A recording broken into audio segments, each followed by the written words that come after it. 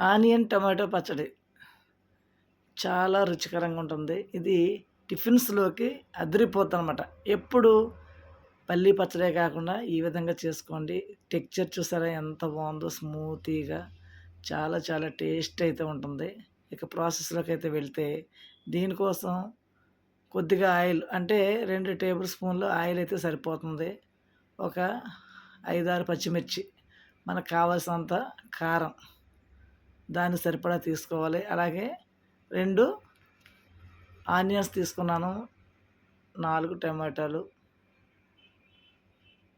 ఒక 5, 6 వెల్లుల్లి రెమ్మలు.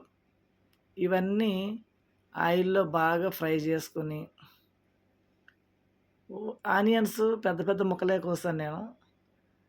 దాంట్లో కొద్దిగా సాల్ట్ వేసి, అలాగే టమాటాలు వేసాను, 4 టమాటాలు, కొంచెం వెల్లుల్లి రెమ్మలు, కొద్దిగా పసుపు, అంతేనండి.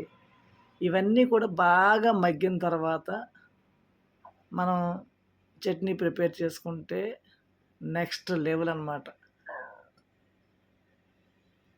ఎంతో రుచికరంగా ఉంటుంది. అన్ని టిఫిన్స్‌లోకి చాలా చాలా బావుంటుంది. మీరు కూడా తప్పకుండా ట్రై చేయండి.